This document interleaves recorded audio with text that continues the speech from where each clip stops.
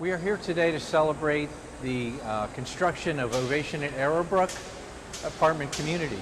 Walkable to the Innovation Metro Station, as you saw from the folks in attendance today.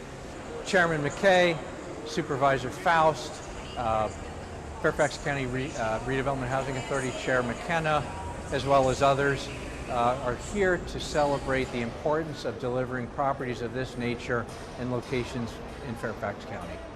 Today, we're celebrating 274 new units, close to a metro station, close to retail services and parks, and so we know affordable housing is a challenge for so many people in Fairfax County, and these 274 units will really change the lives of many families in Fairfax County for the better. It's essential that we provide adequate housing for all our residents. As we know, housing can be very expensive, so we as a community are focused on delivering housing that is affordable to all income levels. And that means projects like the one we're talking about today.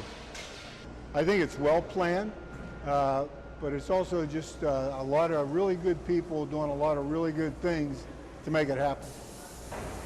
So one of the most important things to remember about what we do at FCRHA is that we don't just put a roof over someone's head.